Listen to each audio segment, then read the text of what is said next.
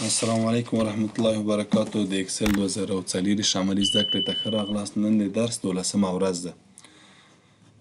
را به شو اکسل پروګرام ته به راشو.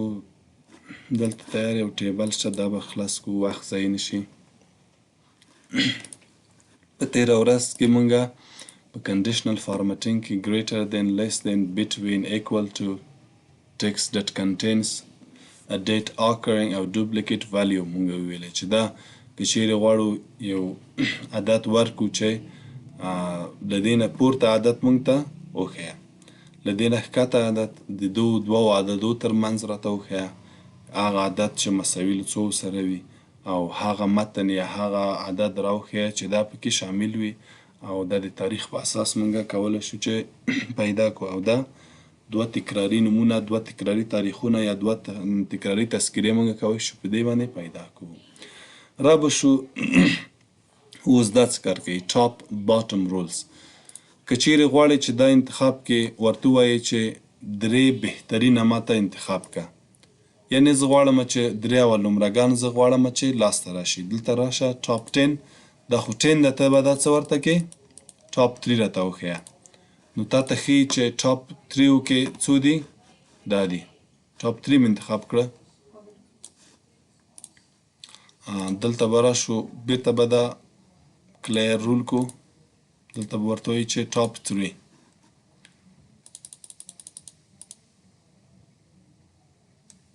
ټاپ 3 کې ځکه یې څلور انتخاب کړل چې دلته ګوره دا متنوي دي، دا متنوي دي. اوس کمپیوټر خو داسې انتخاب نشي کولی چې مثلا دواړه اتنوي کې اوس کوم یو انتخاب کړي، نو ځکه یې څلور انتخاب کړي. که دا چیرې زه نوي کړمه، بیا اوس یې ګوره درې بهترینه.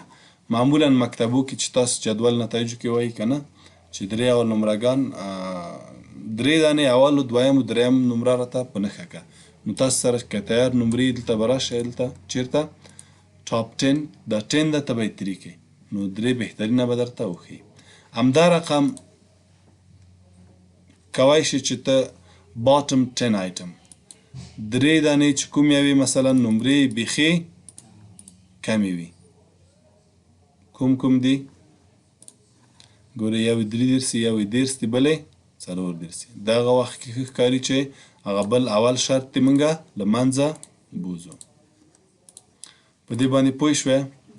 که چیرې د فیصدۍ په واسطه یعنې تاسو کولی شئ چې معلوم کړئ د مثلا 55.1 وړي دي، د بل مثلا 55.2 وړي دي. د فیصدۍ په واسطه تاسو ته معلومولی شي ګورئ فیصد. همدا رقم ټاپ فیصد په واسطه او باټم یعنې ښکته، چې فیصدي د ټولو ښکته وي، په دې حساب درته ښیي. اوریج دا د فیصد په واسطه او دا د فیصدۍ په واسطه درته ښیي. همدا رقم کولی شئ چې دلته دا په دې شکلو په واسطه هم تاسې دا وښیئ. ګورئ دا که زه کلیک کړم، ګورئ د دې خانه ټوله سره ده، یعنې څه معنی د دې نمرې پورته دي. همدا رقم دا وګوره د ټولو کې ګورئ د دې خانه ګوره لږه ډکه ده، نو دا په دې معنی چې دې نمرې کمې دي. همدا رقم کولی شئ چې داسې د آیکن په واسطه یې هم وښیئ. ګورئ لکه دا، خو هغه اولنی شرط به تاسې له منځه بیایئ، بیا پکې دلته ښه ښکاري. ګورئ دا کلیک کړمه، دا وګوره د انتن د تلیفون په اساس یې موږ ته ښیي. که چیرې دلته بل ډیزاین انتخابوئ، دلته به دا به کلیر کړئ. ګورئ داسې په دې شکل د ترافیکو علامو په واسطه. نیو رول که چیرې غواړئ چې له ځانه یو قانون ورکړئ، او کلیر رول څه معنی؟ له منځه وړل.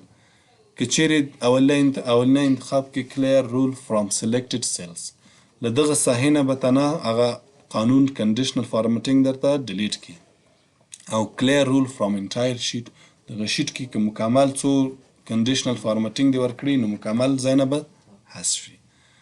منیج رول کې بیا همه خبرې، که کوم بل قانون بیرته له سره ورکړئ دې ضرورت دې ته نه کېږي. را به شو کنډیشنل فارمټینګ زمونږ خلاص. که چیرې راشو ټیبل ته دغه جدول ته موږ ډیزاین ورکو نو دا به کلیک کوو. درته وایي چې د تا دغه ټیبل هیډر لري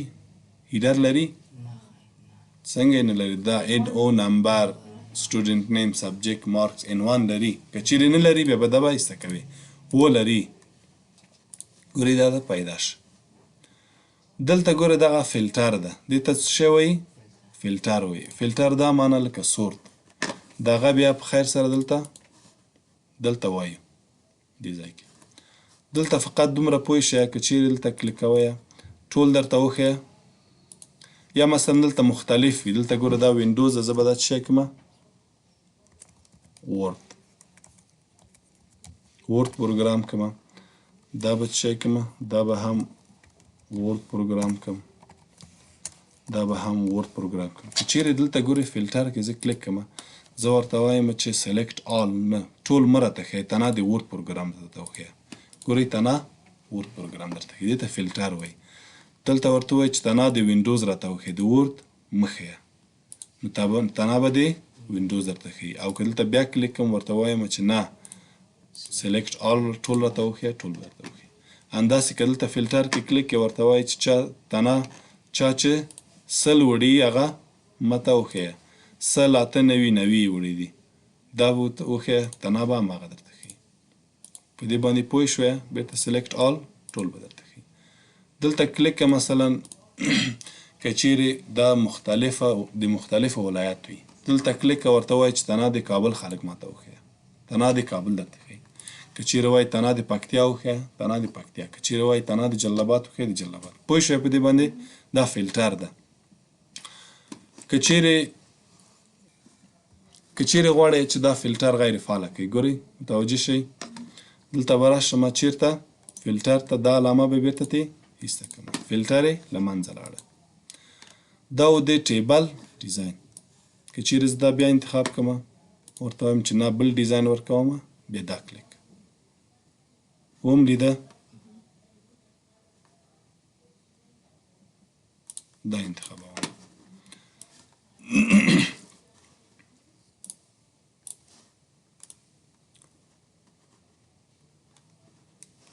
او که چیرې غواړئ چې نه داسې باید نه اوسي بیا به چیرته راځو دلته به راځو کلیر آل فارمټ. څه معنی؟ ټول فارمټ راته له منځه وویسه زه یې خپله فارمټ ورکوم. دا د ټیبل مربوطو دا د سیل مربوطو. دا سیل زه انتخاب کوم ورته وایم چې دا دلته راشم ورته وایم دا داسې ډیزاین ورکړه داسې ډیزاین ورکړه. دې ته هم داسې ډیزاین ورکړه. بس داسې ډیزاین مې ورکړه. نو دا د ټیبل ډیزاین او دا د سیل ډیزاین و. که غواړئ چې دغه ډیزاین تطبیق کړي په دې بیا هم څه کار کوو دلته به انتخاب کړو که نه په یاد هم شه فارمټ پینټر. نو دا و د سیل ډیزاین او دا و د څه شي د ټیبل ډیزاین. که چیرې غواړئ دغلته یو کالم اضافه کړي سټوډنټ نیم فادر نیم دلته اضافه کوم. اسانه طریقه یې دا ده چې راست کلیک وکوم انزرټ. که غواړئ چې دغه عبدالله نه وروسته یو بل نفر اضافه کړي دلته به انزرټ ته راځئ کنټرول ځای. دا کارونه د ځای نه هم کېږي. انزرټ ګوره انزرټ سیل دلته زه یو بل سیل زه اضافه کړم. ګورئ اضافه شه که نه وخت چې سیل اضافه کېږي خو واضح خبره ده بس دا رو اضافه کېږي ځکه داسې خو نه کېږي چې دنه سیل هلته ځای په ځای شي رو اضافه نه شي. دې ځای نه هم کېږي. بېرته کنټرول زیډ ګوره انزرټ شیټ رو عینا هماغه خبره وه. دې ځای نه هم کولی شو. ګوره انزرټ شیټ کالم دلته بل کالم یې اضافه کړه چې هغه کار موږ له ځای نه هم کولی شو. صحیح ده کنټرول زیډ. بل شی ده انزرټ ټیبل رو. دا کلیک ټیبل کې یو بله رو اضافه کړله. دا یې ټول ګوره دلته علامونه یې هم تاسې پوهېږئ. ګوره انزرټ ټیبل کالم ټو د لیفټ دې خوا کې که غواړئ اضافه کړئ هغې خوا کې اضافه کړئ. دا ټول نه بل به راشو همداسې ډیلیټ ته. که چیرې کالم ډیلیټ کوئ راست کلیک که ډیلیټ. که چیرې رو ډیلیټ کوئ راست کلیک که delete. دا کار له دې ځای نه هم کولی شي. ګورئ delete شی cell, delete row, delete column, delete table rows او delete table columns.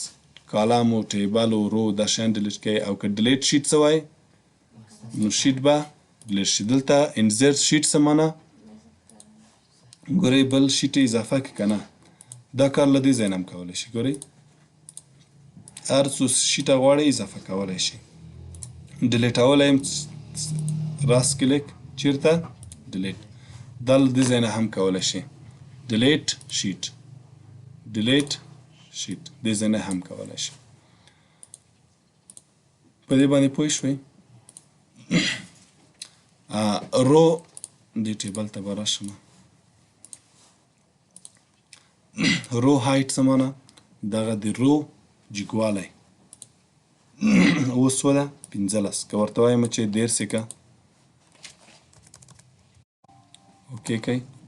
ګورئ د دغه رو جګوالی څو شه 13 یعنې مخکې 15 وه دو چند شه.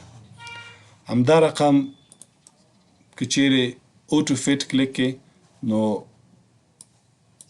دا مثلا غټ وړ وي. اوټو فیټ رو هایټ البته رو داسې وي ګډ وډه وي. دلته ورته ووایه چې شی اوټو فیټ اتومات فیټ شه که نه هره رو که چیرې ګډ وډه وي نو اوټو فیټ په واسطه تاسې هغه رو کوی شئ چې منظمه شي. همدا رقم دا او دا تکرار ده. دا د رو مربوط ده دا د کالم مربوط ده. ډیفالټ ویټ یعنې څه معنا هغه مخکې له مخکې نه کوم چې یعنې صحیح اندازه پخوانی اندازه وي هغه دا کار کولی شي. دې ځای نه هاید او ان هاید هم موږ ویلي دي. ګورئ هاید رو څه کار کوي دغه رو به هاید کی. هاید کالم به هاید کی. هاید شیټ به هاید کی. همدا رقم ان هاید بیرته برعکس ده. رینیم شیټ دغه شیټ 1 په نامه ده. رینیم څه معنا نوم ورکم. زه ورته وایم چې دا د چی شي په نامه که کلاس A په نامه. دا کار له ځای نه هم کولی شي. ګورئ اشتباه شویه مثلا ګورئ راست کلیک بیرته نوم ته ورته وایم چې دا کلاس A نه ده دا کلاس څه شی ده B ده. له هغې ځای نه هم دا کار کولی شي له دې ځای نه.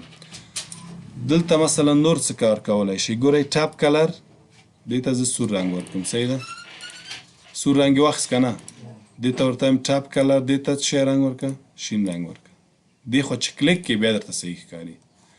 دا کار له دې ځای نه هم کولی شئ. ګورئ کوم ځای نه ګورئ ټاپ کلر نه وینئ.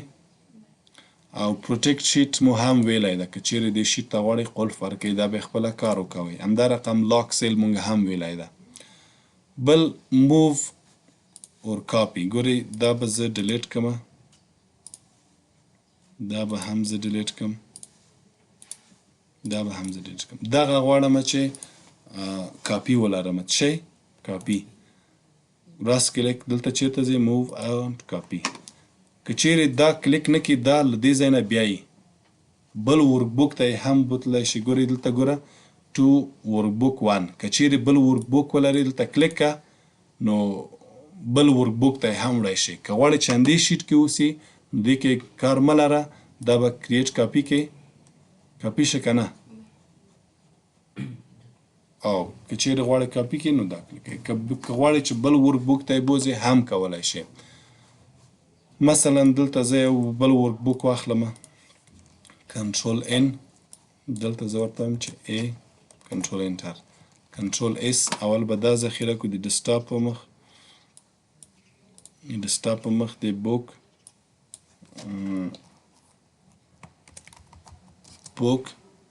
3 په نامه دا مې ذخیره کړه.